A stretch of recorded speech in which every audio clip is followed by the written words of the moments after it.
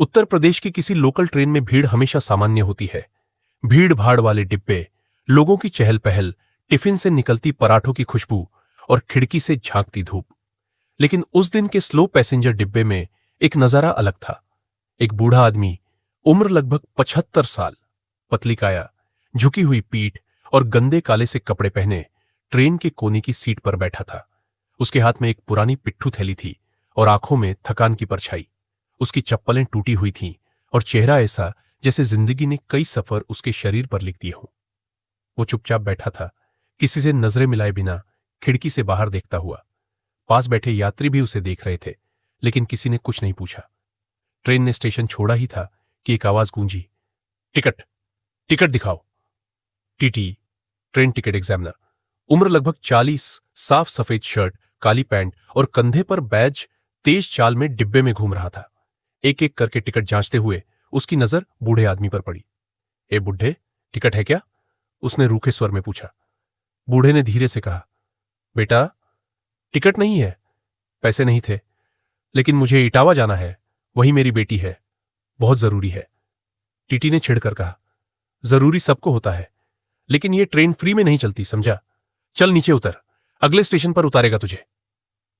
डिब्बे में सन्नाटा छा गया। कुछ लोगों ने नजरें चुराई, कुछ फोन में उलझ गए। बूढ़ा हाथ जोड़कर बोला, बेटा, मैं स्टेशन पहुंचते ही बेटी से पैसे मंगवा लूंगा, मैं वादा करता हूं। लेकिन टीटी का मन पत्थर हो चुका था। जितना तूने टिकट बचाया है ना, उससे बड़ी कीमत अब तू चुकाएगा, बेइज्जती की। उसने जोर से सीटी मारी और गार्ड को बुलाया। अगले स्टेशन पर उतार देना इसको। भीख मांगने वाले सब ऐसे ही आते हैं ट्रेन में, देश को मुफ्तखोरों ने बर्बाद किया है। बूढ़ा चुपचाप बैठा रहा। उसकी आंखें अब झुकी नहीं थीं, लेकिन उनमें एक ऐसा सन्नाटा था जिसे कोई नहीं सुन रहा था। स्टेशन आया, छोटा सा, सुनसान सा। टीटी ने उसे खींचते हुए उठाया और प्लेटफॉर्म की ओर इशारा किया। उतर जा, यहां से अपने इटावा चला जा, पैदल। बूढ़ा धीरे धीरे उठा। किसी ने हाथ नहीं बढ़ाया, किसी ने विरोध नहीं किया। उसने अपनी थैली उठाई, कांपते पैरों से सीढ़ी से नीचे उतरने लगा। तभी डिब्बे के एक कोने से एक मासूम सी आवाज आई, दादाजी को क्यों उतारा? सबकी नजरें मुड़ गईं। एक छोटा लड़का, उम्र शायद 9 साल, स्कूल ड्रेस में, मां के बगल में बैठा था। उसकी आंखों में मासूमियत और आवाज में सवाल था। उनका टिकट नहीं था बेटे, टीटी ने गुस्से को दबाते हुए जवाब दिया। बच्चे ने मां का पर्स खींचा और कहा, मम्मी, आप हमेशा कहती हो ना कि बड़ों की मदद करनी चाहिए, तो हम क्यों नहीं कर सकते? उसने मां की ओर देखा, फिर सबके सामने जाकर कहा, मैं उनके लिए टिकट खरीदूंगा, मेरी गुल्लक में पैसे हैं, प्लीज आप अभी के लिए दे दो, मैं घर जाकर वापस दे दूंगा। डिब्बे में एकदम सन्नाटा था। बच्चा, टीटी की जेब में जबरदस्ती कुछ पैसे ठूंसते हुए बोला, प्लीज अंकल, दादाजी को मत उतारो। अब टीटी के चेहरे पर भी झिझक थी। एक पल को वो रुका, फिर नीचे उतरते हुए उस बूढ़े आदमी के पास गया। टीटी के कदम भारी हो चुके थे। वो प्लेटफॉर्म पर धीरे धीरे उतरकर उस बूढ़े आदमी के पास पहुंचा, जो अब भी एक पुराने बेंच के कोने में बैठा था, थका हुआ, लेकिन आंखें अब भी उम्मीद के इंतजार में थी। टीटी ने कुछ पल चुप रहकर उसे देखा, फिर गला साफ करते हुए कहा, बाबा, चलिए वापस आइए, बच्चे ने आपका टिकट ले लिया है। बूढ़ा चौंका। उसने धीरे से टीटी की ओर देखा। कौन बच्चा?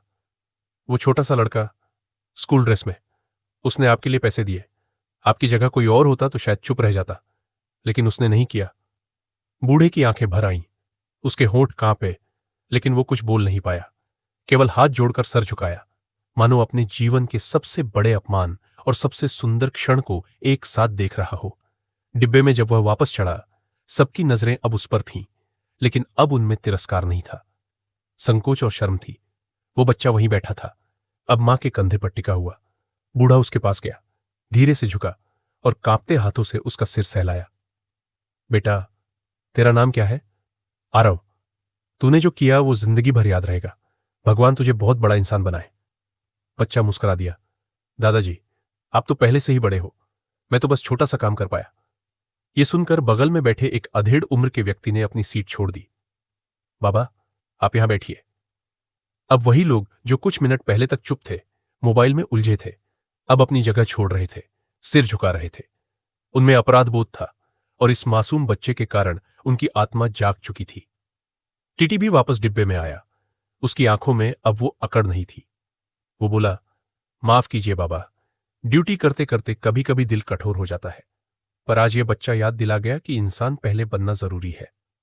बूढ़ा मुस्कुराया, गलती आपकी नहीं, ये जमाना ही ऐसा हो गया है जहां हर बुजुर्ग को झूठा, हर भूखे को चोर समझ लिया जाता है। लेकिन आज इस ट्रेन में एक छोटा बच्चा हमें बड़ा बना गया। ट्रेन ने फिर से चलना शुरू किया। खिड़की से बाहर खेतों की हरियाली थी और डिब्बे के अंदर अब एक गर्माहट थी, जो न ही टीटी की टोपी से आई, न ही किसी सरकारी आदेश से। वो गर्माहट एक छोटे दिल से निकली थी, जो न उम्र देखता है, न जात, न हालात, बस इंसान देखता है। ट्रेन अब धीरे धीरे इटावा स्टेशन के करीब पहुंच रही थी। वही स्टेशन जहां उस बूढ़े आदमी को पहुंचना था, जहां उसकी बेटी रहती थी, जहां वो कई सालों बाद मिलने जा रहा था। डिब्बे के भीतर अब कोई शोर नहीं था, सब कुछ शांत था, लेकिन उस खामोशी में भी एक गूंज थी, आरव की मासूमियत की गूंज। बूढ़ा अब भी उसी सीट पर बैठा था, पास में आरव बैठा। दोनों के बीच में उम्र का फासला था, लेकिन दिलों का नहीं। बूढ़े ने धीरे से अपनी पिट्ठू थैली खोली और अंदर से एक पुरानी सी मिठाई की डिब्बी निकाली। बेटा आरव, ये मैं अपनी बेटी के लिए लाया था, लेकिन अब लगता है इससे पहले तेरा हक बनता है। आरव ने पहले मना किया, लेकिन बूढ़े ने मुस्कुराकर उसके हाथ में रख दिया। तूने मेरी इज्जत बचाई है बेटा, मिठाई तो बहुत छोटी चीज है तेरे सामने। पास बैठी आरव की मां अब तक ये सब देख रही थी। उसकी आंखों में नमी थी। उसने अपने बेटे को सीने से लगाया। आज तूने मां को सिखाया है कि इंसानियत क्या होती है। ट्रेन ने सीटी दी। इटावा स्टेशन आ चुका था। बूढ़ा खड़ा हुआ, कांपते हाथों से अपने बैग को ठीक किया और दरवाजे की ओर बढ़ा।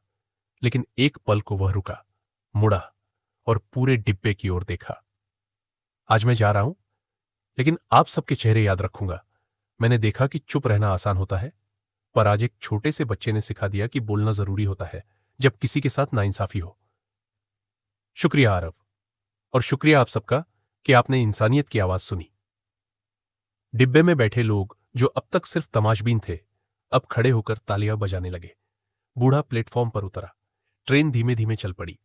आरव खिड़की से झांक रहा था। उसने हाथ हिलाया।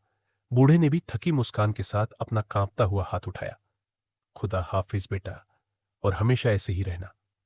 जब हम चुप रहते हैं तब अन्याय बढ़ता है, लेकिन जब एक मासूम दिल आवाज उठाता है तब पूरी दुनिया बदल जाती है।